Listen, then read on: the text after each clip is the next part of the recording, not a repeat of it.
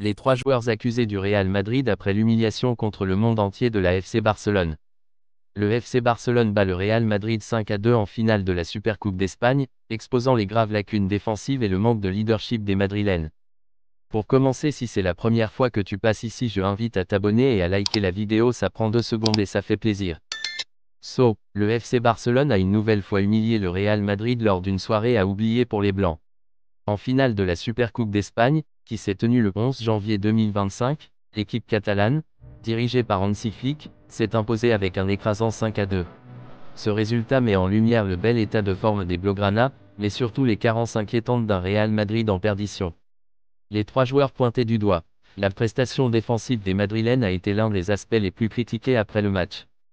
Aurélien Tchouaméni a vécu une soirée cauchemardesque, multipliant les erreurs qui ont directement conduit à des buts pour Barcelone. Ses mauvaises relances et son manque de solidité dans les moments cruciaux ont révélé une défense incapable de contenir le rythme imposé par l'attaque barcelonaise.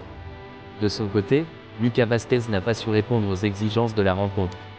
Son manque d'impact défensif a laissé trop d'espace dans son couloir, ajoutant au désordre général de la ligne arrière.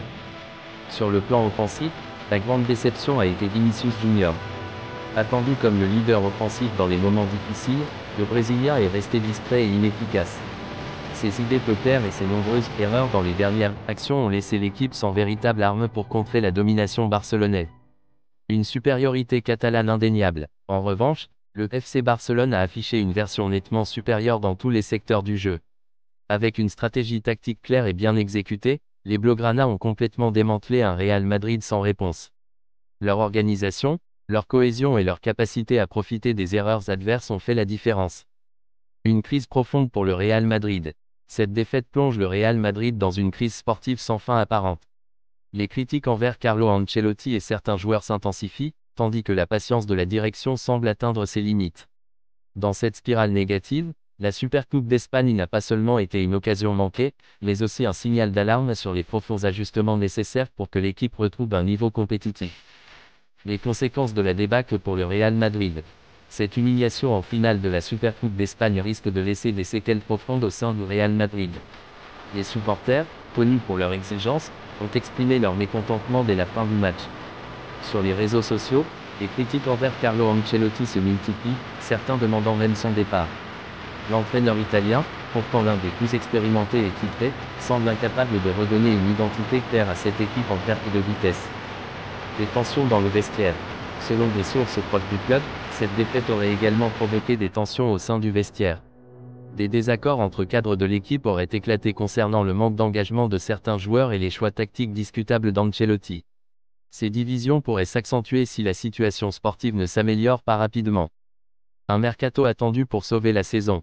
Avec ce revers cuisant, toutes les attentes se tournent désormais vers le mercato hivernal. La direction du Real Madrid, sous pression, pourrait être contrainte de réaliser des investissements majeurs pour renforcer l'équipe. Des noms comme Alphonso Davies et Victor Osimhen circulent, mais les négociations s'annoncent compliquées. Les défis à venir. Le Real Madrid n'a pas le luxe de se laisser abattre. La Liga est encore loin d'être jouée, et la Ligue des Champions reste l'objectif principal. Cependant, sans une réaction rapide, cette saison pourrait devenir l'une des pires de l'ère moderne du club. Des joueurs comme Vinicius Junior, Jude Bellingham, et le capitaine Dani Carvajal doivent maintenant prouver leur valeur pour inverser la tendance. Une rivalité relancée. De son côté, le FC Barcelone sort renforcé de ce triomphe. Sous les ordres d'Hansi Flick, les Catalans confirment leur retour au sommet et relancent une rivalité historique. Cette victoire donne le ton pour le futur affrontement entre ces deux géants du football, promettant une intensité encore plus grande lors des prochains Clásicos.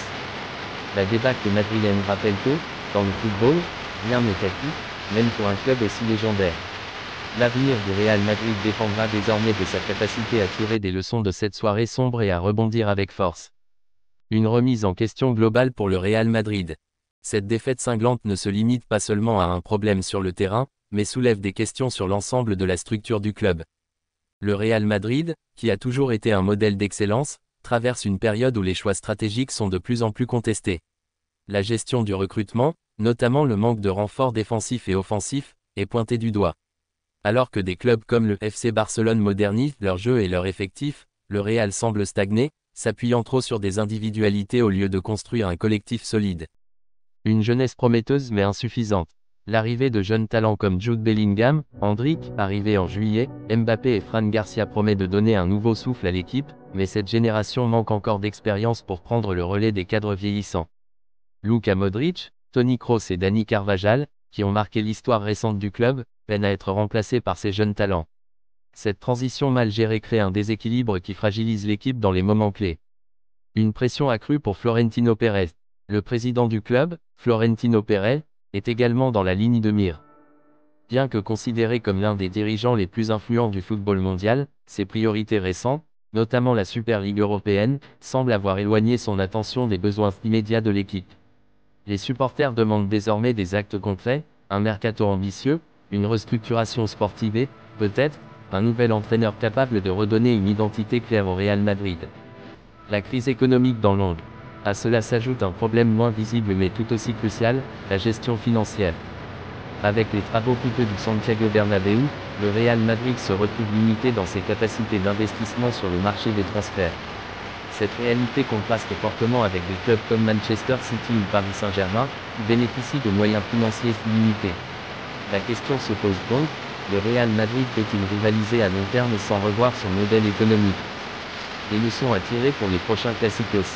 Cette défaite face à Barcelone n'est pas qu'un simple revers sportif, elle marque un tournant dans la rivalité entre ces deux clubs légendaires.